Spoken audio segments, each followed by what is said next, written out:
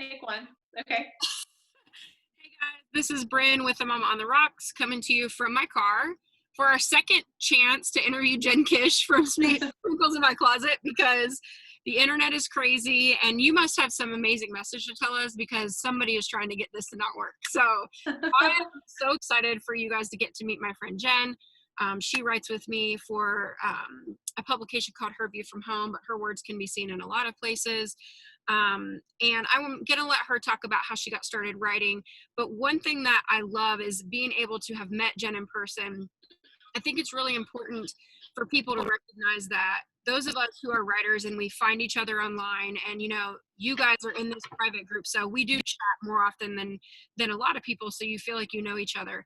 So getting to know Jenn in real life and see her love for her family and her love for the Lord was just kind of a magical experience, because I felt like we were friends already because I had read her words for so long.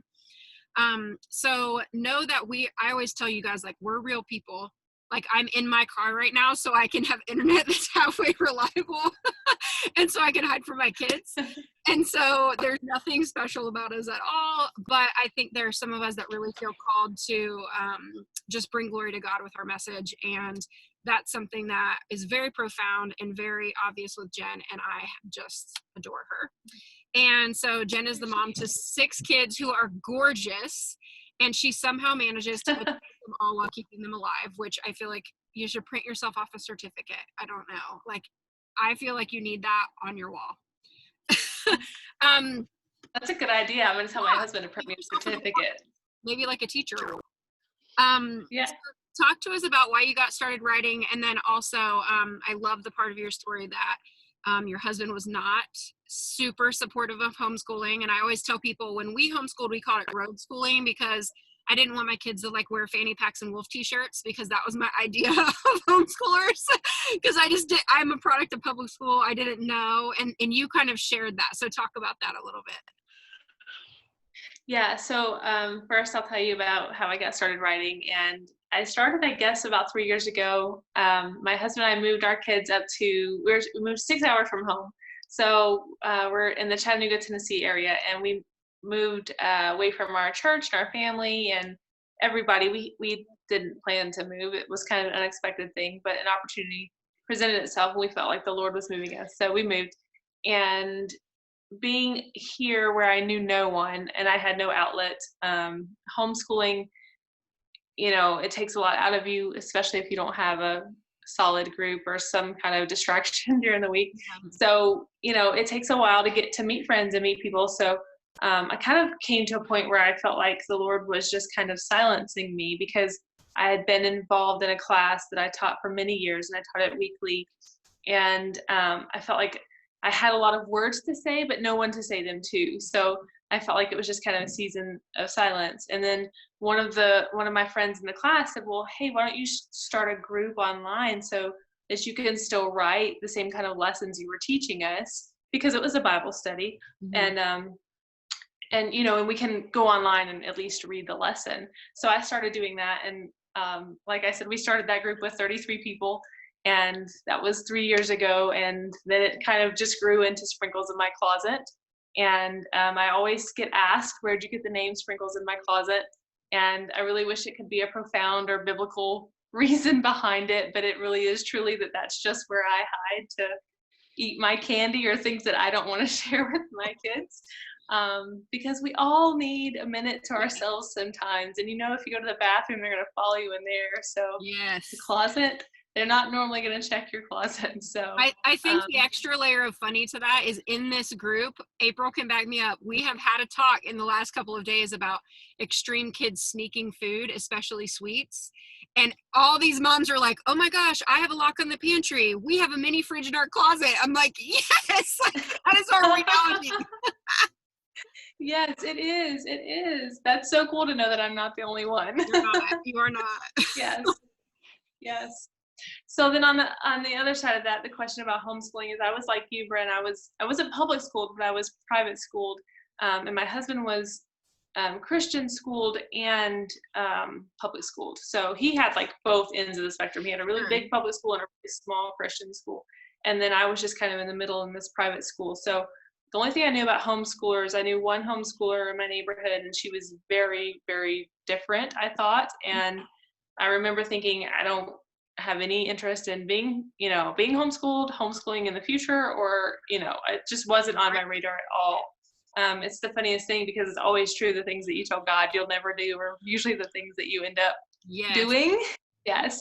And so I was definitely a never homeschooler, but when the Lord started working on my heart about it, I knew my husband's opinion of it wasn't going to be, he wasn't going to be very open to it.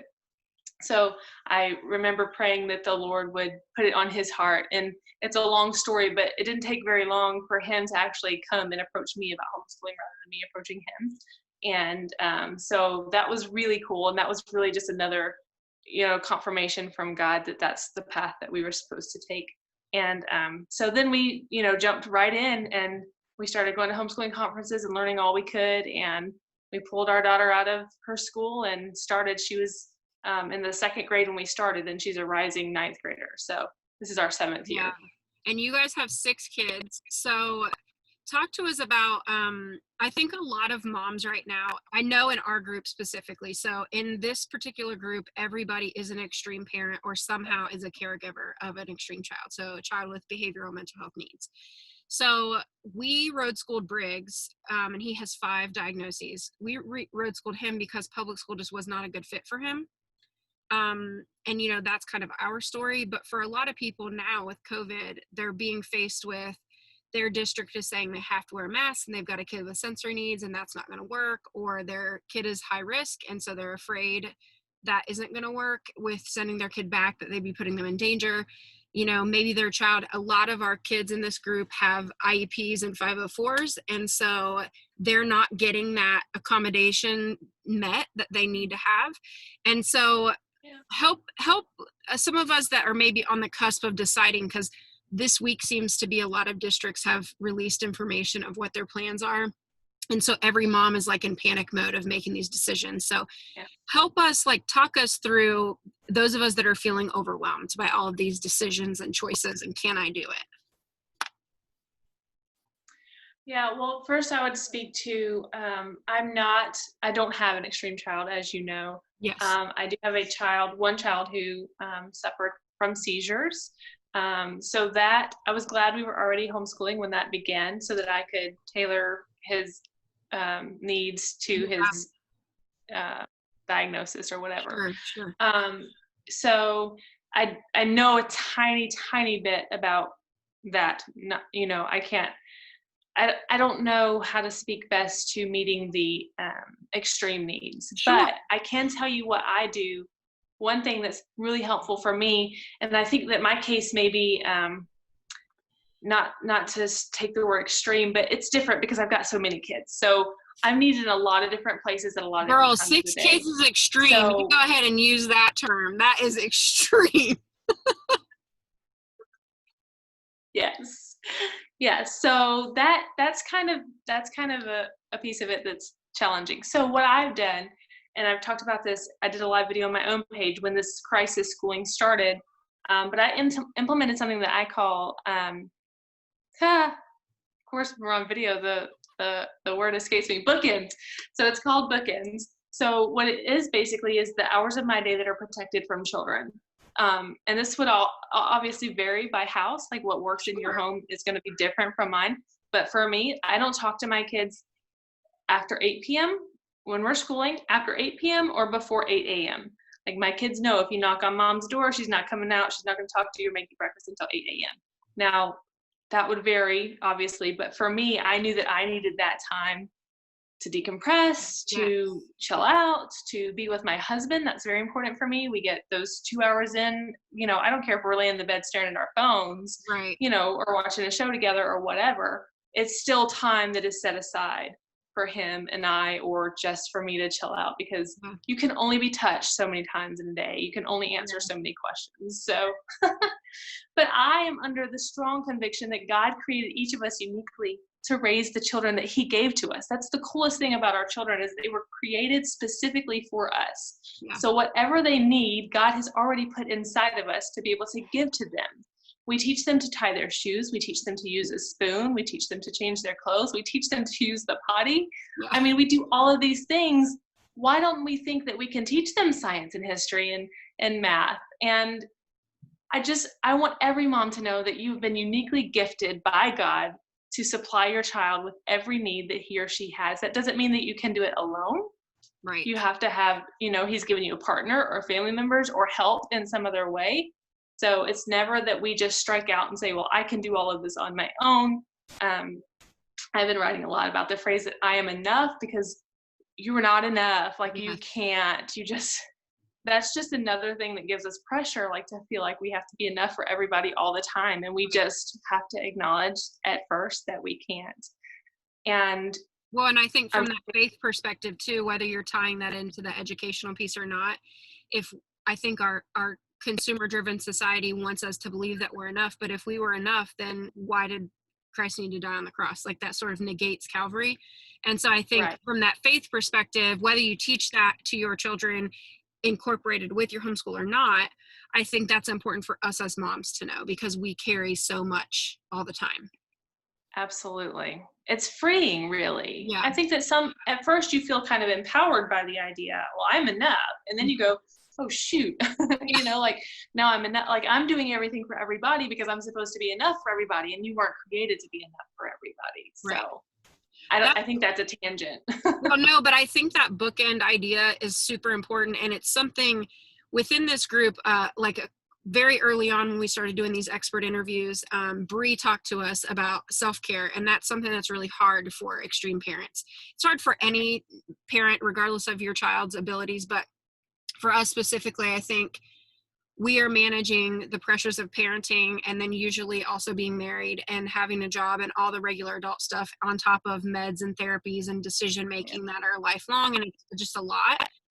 And so I think that feeling like this homeschooling idea almost feels like, can I handle one more giant thing? Yes. And what will that look like? Because a lot of us, if we're being truly honest, and we talk about this a lot in this group, is, the funny, humor in Sprinkles in my closet is very real for us. Like, I talk a lot about like crying into the hand towel on my bathroom floor. Like, there have been countless nights where I just slide down on that tile floor, just sobbing and hoping no one hears me, but I have to get it out. And I think that one thing that I did for myself in the last 3 months is I told my husband, I need time in the morning before I talk to you, before I talk to the kids, to talk to God. Because let me just tell you, you want me to get right with the Lord before I come at you sideways in the morning, because April knows our kids can be 10 shades of crazy. And so sometimes you really just need to talk to Jesus first. Yes. But so I just started going out on my porch. Now, will my children sneak away when my husband is like having his morning toilet time? Yes, they 100% will. However, if that doesn't happen, then I at least get a little bit of time in the morning, and that sets the course for my day. Right. And so I think that's a big concern with extreme parents with homeschooling, is like, I can't escape my kid now. How am I going to educate them and then still be a person at the end of the day? Yeah. And that is a uniquely challenging position. And I think that for extreme parents, that breaks would be absolutely essential. And I'm not sure, I don't know if there are co-op options for extreme parents. That's something I've never looked into, but it would definitely be something that I would encourage parents to look into, because if your child could participate in a co-op, maybe that could be a day a week that you get a few hours away, or a break of some sort. I do know that the educational process, and you know this from mode schooling, but it takes a lot less time to school your child at home. Yes. Like, you can do it so much more quickly than they do in the school setting. So I think that trying to think, okay, how am I going to pour into my kid for 6 or 8 hours every day is very overwhelming for anybody. But when you say, well, wait a second, it's really just 3 or 4. Yeah. And maybe for younger ones, just 2. I mean, so it's important to realize that you're not going into this thing committing to a full 6-8 hour day. Absolutely. It's just going to be a short amount of education time. So I don't know if that helps. Yeah. And I think what you were saying before about like your kids obviously have 6 kids in different age levels. Like, you know, you had mentioned like you think that your kids have to stay around their own age groups, but one thing that is prevalent in the research is that kids on the spectrum, kids with severe disorders like ADHD, they tend to gravitate more to kids that are way younger than them or adults because they're not judged by them. So we talk often about like my kid is about to turn 9, and hand to God, every time he's on a playground, he will find 4-year-olds, and that is who he will play with. But I'm telling you, they just don't see him as any different. And that's where his mental capacity is as far as socio-emotional. And so it works. So I think that sort of Montessori idea of allowing them to interact and have free play with different ages is amazing. Like there's so much to be gleaned from that. And we really sell that short in the public school system. Yes, I totally agree with all of that. It's excellent for them. I mean, my kids have done so well just because they know how to talk to kids in different age groups and they know how to talk to adults. So that's beneficial. That's a huge benefit of homeschooling. Yeah, and I think too, you were talking about it takes less time. I think we have to recreate the traditional school day as a homeschooling mom, and that's not what your job is. Your job is to make educational goals, hopefully with your children as much as they can, and set those goals and expectations, and then do your best to work toward those and to show progress throughout the year. But you know, with a lot of what we do or what we did with road schooling, we're teaching life skills. And you know, when I taught the public school system, I taught at a STEM academy, AP classes, all the way to inclusion and with young adults coming out of incarceration. And it doesn't matter where you are on the spectrum, those kids need life skills and they are not learning them in the public school system. And so that's a freedom. I mean, I think that's a freedom, right, of homeschooling. It is. And that is the one word that I really use to describe homeschooling, because I think at first I thought, I'm going to be trapped. Like I'm going to be imprisoned in my own home by these children who need me to educate them. And so I really kind of went into it with that mentality. And then somewhere along the line, I realized, no, this isn't entrapment. This is freedom. This is absolute freedom. I can live life on my own schedule, on my own timeline. If you don't have a project due next Monday, if I don't have time to do a project over, like, you know, like just the ability to be flexible and to live a really truly free life. And it gives us the opportunity to say, hey, you know what, instead of doing, you know, this lesson right now, let's go make some muffins, or let's do a load of laundry, or let's, you know, it gives you an opportunity to put them right in connection with the real world, because the chores need to be done and I love for someone else to do them. So that's a huge benefit of home. Absolutely. Like I will tell you, I think this was my son had a seizure and we had to leave with the ambulance, and so my husband and I wanted to go. So we left my oldest kids here with the younger ones, and they ran the house like seamlessly. Like it was perfect how they were able to just jump in. And now at the time they were probably 12 and 10.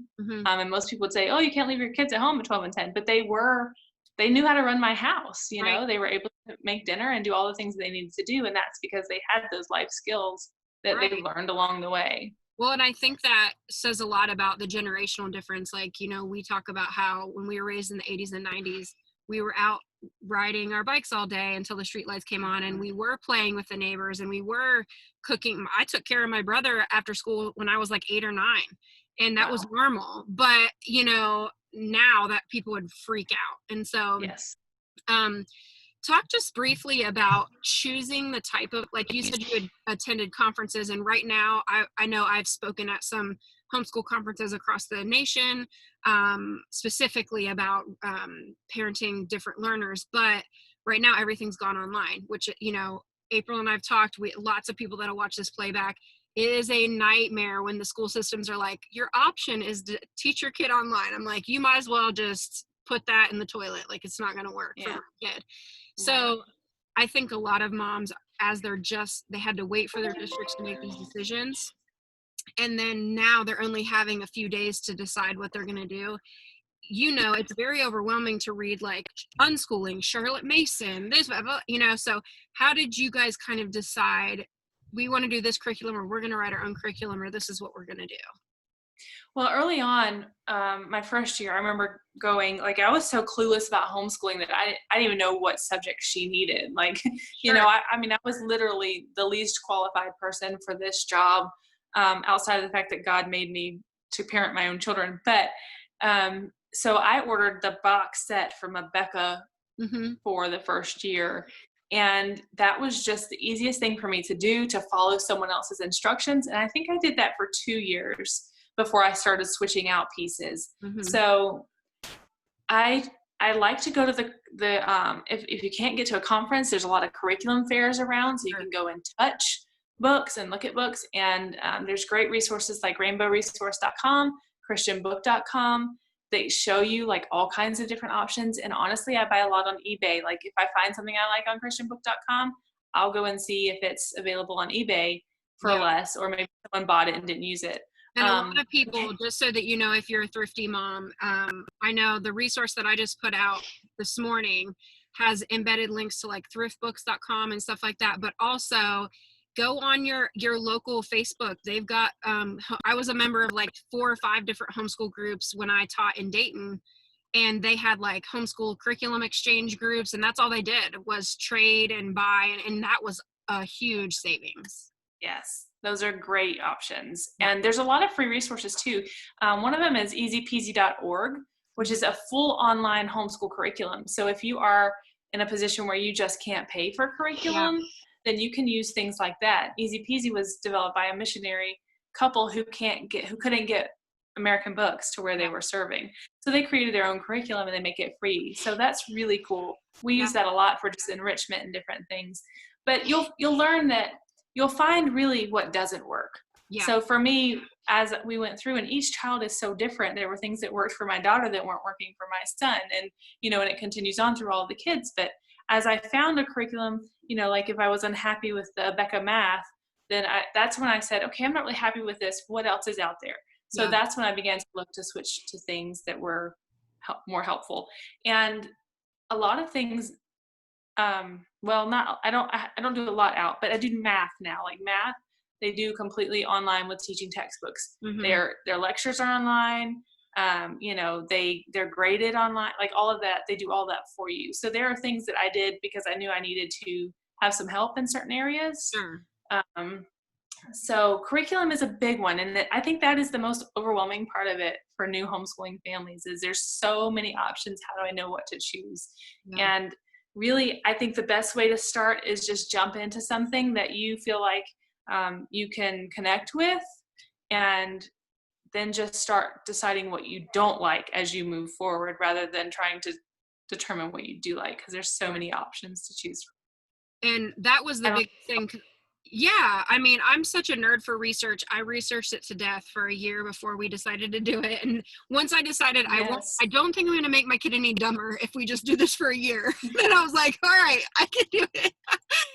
And it's so funny because I was a licensed teacher already, but for high school. And so I was like, how am I going to teach my child Yeah. first and second and third grade? Like, I just thought there's no way. And Yeah. I think you learn like anything else by making mistakes or seeing like, oh, this just doesn't work with my kid. And one thing I have talked a lot about recently, just to my platform of other extreme parents, is one of the greatest freedoms I think when you're extreme parenting is there are behavioral days where when your child wakes up with the sun that today is not their day, and you just know it. And so without having to deal with truancy and being late to school tardies, dealing with reporting, that's one thing. Is I would forget, like, oh, I've got to call preschool and say he's not coming.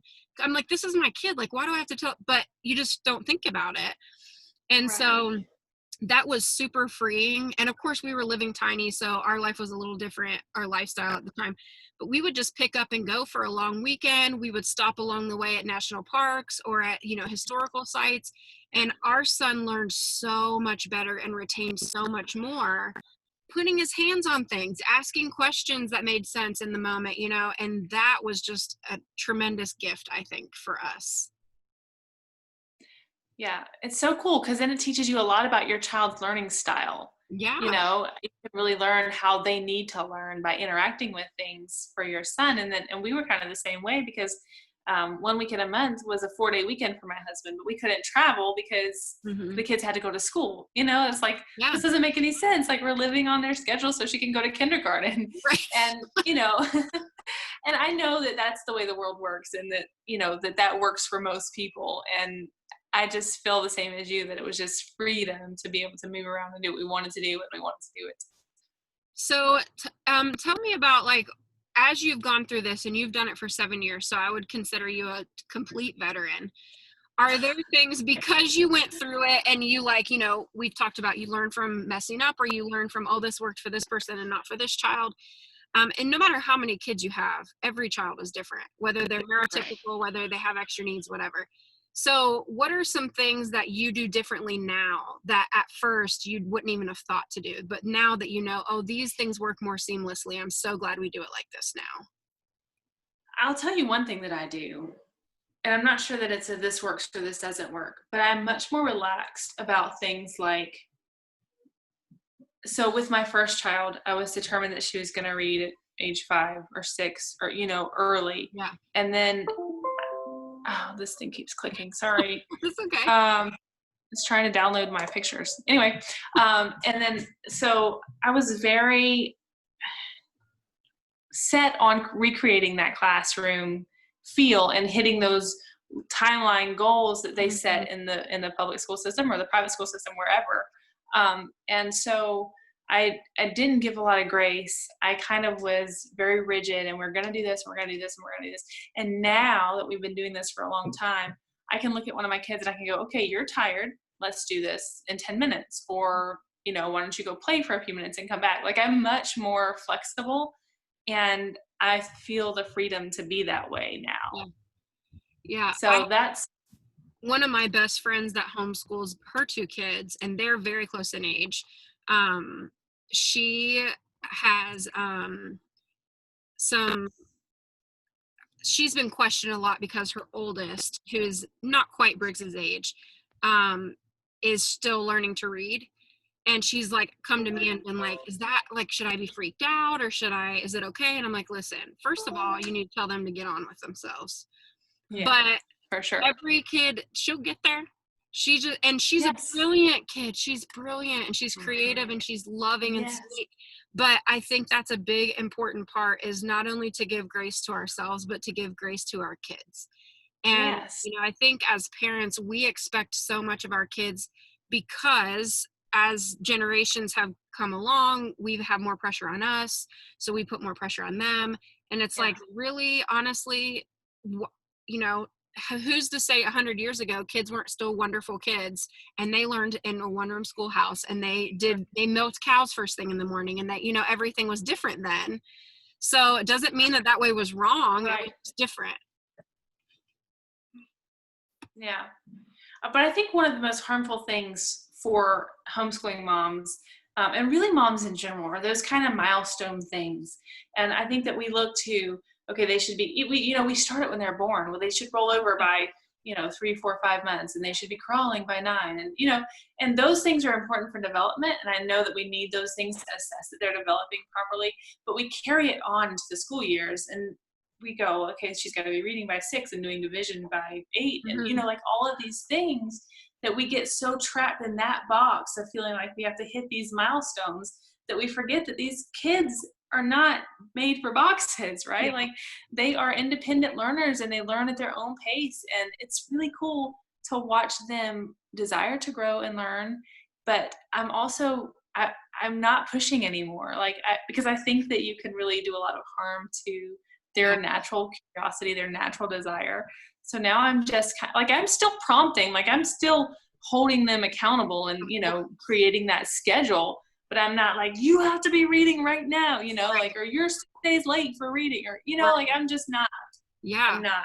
We're not going to be checking off boxes. And I think a lot of the parents in this group and in the Mama on the Rocks group have kids, our son has severe combined ODD or ADHD, as well as oppositional defiant disorder. So if you enter into a power struggle with a child whose brain works like him, you've already lost. So it's like you're the one with cake on your face, really, at that point. And so it's really almost imperative that you involve them in their education. You allow them, you empower them by allowing to let them make some choices. So when I was feeling really overwhelmed with everything and all the options as a homeschooling mom, we decided to unschool because that allowed us to sort of choose topics and then present those to Briggs and be like, hey, bud, all right, so and I would have everything written like a month ahead. So he would have 3 or 4 options to choose from. What do you want to learn about this week? You know, we could go here, we could go here. And he really thrives on field trips and experiential education and experiments and that kind of thing. So I'd have something that would go along with it. And then once he realized, he started asking questions, well, what kind of experiment do we get to do with this one? And where do we get to see, you know? And so, and we weren't spending money on it. We bought a pass to the zoo, the local zoo, which got us a discount at like the aquarium and a couple of places, which we included that in our school supplies when we did our taxes. And then we did things that were free. Like there was a butterfly garden near us. So when we studied insects and development, we went there. And there, you know, there's so many free resources, and even with social distancing, that you can do totally safely. In the course that I released this morning, there are links to free virtual field trips, which we've used and absolutely loved. That the kids can actually walk through museums that are in other countries and, you know, see animals at zoos that are in different places. So it's just really cool stuff that will interest your kid, because a lot of our kids tend to get fixated on one thing. And who cares? If your kid is obsessed with dinosaurs, fantastic. Teach about dinosaurs with math. Teach about dinosaurs with writing. Give them a writing prompt about dinosaurs. Like, it doesn't matter. Whereas in the school system, it has to be like, we're reading this story and we're doing this, and, you know, but it doesn't have to be like that. Again, that word freedom, I love that you said that, because I think that's so crucial. Yeah. Well, and you're so right about that, because it's just the opposite. It's just what we think it's going to be, and then what it turns out to be is often very different. Yeah. Well, what else do you want us to know? What else, words of wisdom or encouragement you have for moms that are I think so many are right now in this place where they feel like they are going to make a life or death decision at this point. You know, if I send my kid, is it unsafe? If I keep my kid home, am I harming them by not socializing them, by having us around each other all the time? I mean, these are very real conversations we have with each other. So what encouragement would you give moms that are just on the cusp of making that choice right now? So I think the biggest thing is that, again, it kind of goes back to those boxes, you know, like we feel they have to achieve certain things by certain ages. And really, truthfully, if you have to take off the first half of the year and stay home, your child is going to be fine. Because especially right now, like right now is the best time to try homeschooling, okay? Because everybody's going to be going back in, missing at least half of this year and maybe the first half of the next. So it's a really great time to say, hey, I'm going to give this a shot, because if I have to send my kid back in January when everyone else goes back, they're going to be right where everyone else is. Like if it just goes horribly, right? And that's like worst case scenario. That's not going to happen. What's going to happen is you're going to find that your child is less anxious and more relaxed and more drawn to learning. And there's going to be certain things that they will learn that they would have missed in school. And that's the other piece of it, is we should think about it backwards. Okay, well, what is my child missing by being gone from me 6 hours a day, right? Yeah. Like we don't think about it that way, because this is what they're supposed to do, because this is what we did and this is what all the other kids did. So when we start unraveling that, then we go, oh, well, he could spend more one-on-one time with mom or his siblings or his dad, and he could read with me, and I could teach him to cook, or I could, you know, the options are endless. We could go to a butterfly garden, you know, like it's really cool when you start thinking about, instead of what are they missing there, you know, what are we gaining here? Yeah. So this is the absolute best time to just jump in, both feet, give it a try. And if your child shows up in January and they're like, your kid doesn't know anything, and you know, you can just be like, well, yeah, he's like everyone else, because everyone was learning by Zoom. So I think it's a really guilt-free time. I totally agree. Last week's expert was my brother-in-law, who has been in the public school system for almost 2 decades. He's an administrator now, and he was actually saying, like, listen, every state is prepared for there to be a huge learning gap when these kids return. Like, every state knows it. Yeah. There is it will not be a shock. And they're just telling Yep. their teachers, don't just go in, like normally you'd go in and start giving assessments like day 2, and they're telling their teachers, like, chill out, you need to build rapport with these kids because they've been at home, everything's been upside down in their world. And I hope all educators do that, because Yeah. so many of us, like you're saying, for a lot of us, I think, as extreme parents especially, as much as we joke and share memes on social media about like our kids are driving us nuts, and that doesn't matter what kind of kid you have, but Right. for us, I think, because there is so much behavioral stuff, it does feel like we need that kind of escape. And you mentioned that, making Yeah. sure that you have support, and whether or not you do a co-op. And I will speak to the co-op that we used when we were road schooling. It was great for socializing our child. And what we realized is a lot of kids in co-ops shared very similar traits to our son, whether they were diagnosed or not. And that's why homeschooling Yes. works so well for them. I mean, Yeah. truly. And it was just a really cool experience to kind of give us a break and be like, hey, you're fine, like your kid's gonna be fine, and it's gonna Right. like everything's gonna be fine. Yes. Yes. That's so reassuring when you find someone else, even for them, Yeah, find someone else like me. That's yeah, really cool. Yeah. definitely. Well, Jen, do you have any resources or anything that you want to tell us about before you jump off here? I know that you've been sort of pulled toward educating other potential homeschool moms, and I actually asked Briggs before we came on here, because he sometimes will pop on as a little guest and tell us his opinion about something. And I said, honey, at dinner, I said, Mommy's going to talk about homeschooling.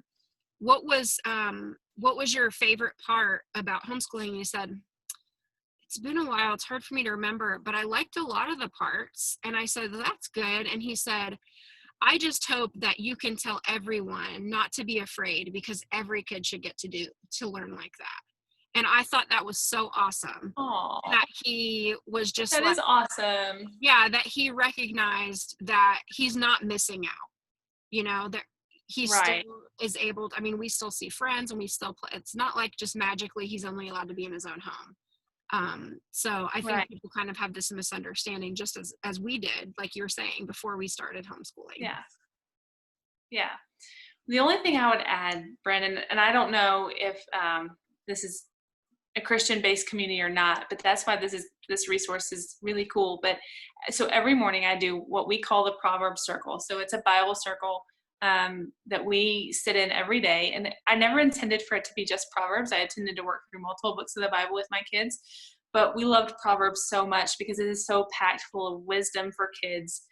And honestly, I even tell this to my readers who aren't even like interested in Christianity, because Proverbs is just good, solid wisdom. Like it's just helpful. Like even if you're not a Christian family, to sit down and read a chapter of Proverbs a day, or one proverb a day, you get so much just great stuff, just great Yeah. life stuff out of Proverbs, just so much wisdom.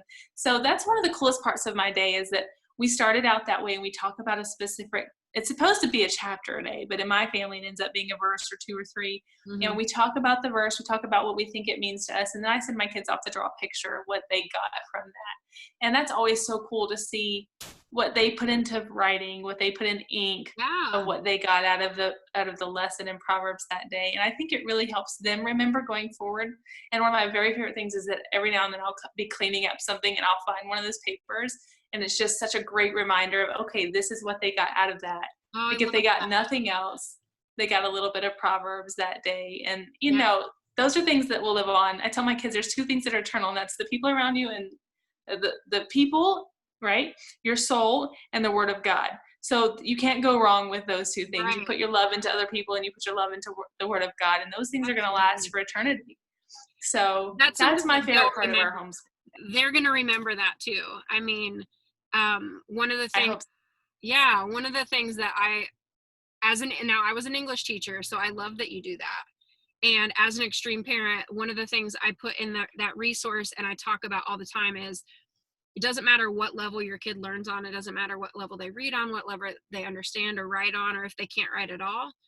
Allow them to interpret what they're hearing. Allow them to Yeah. show you, whether they're building out of clay, whether they're painting, whether they're drawing a picture. April, I think it was you that tried the writing up and down, right, on a vertical structure. And that's that's a struggle with a lot of our kids with sensory issues. They struggle with holding a pencil correctly and things like that. So getting creative and allow them to express themselves differently, it's pretty magical to sort of see how that comes out. Yeah, I love that perspective, to let them show you what they're learning. I love Right. that. Jen, you are my hero as always. I Oh, love you girl. so much that it is crazy. And I am just your biggest fan. And I'm so Oh, thankful you're so sweet. I'm so thankful you took your time tonight. And I'm so grateful that even though this went way longer than it needed to because of my wonky internet, that you stuck it out. Yes. Well, Bryn, I've been a fan of yours for a long time, and it's always awesome to see your face and to get to talk to you, especially about things that we're both so passionate about. Yes, So I love it. I love you. I'm so glad you invited me to do this with you tonight. Yes. And if you guys don't already, please go follow Jenn at Sprinkles in My Closet. Her wisdom is unmatched. And I know I had some people that said they were going to watch the rebroadcast because they had other plans. So if you guys are watching this on the rebroadcast and you have specific questions for Jenn, go ahead and shoot them to me at bryn@themamaontherocks.com, and I'll make sure that I relay that to her and see if we can't get you guys connected for specific questions about homeschooling or just about being awesome, because I feel like she's an expert at that also. So April, thanks for joining us live. And anyone Thanks, Bryn. Thanks, Jenn. Thank you. And Jenn, I love you with my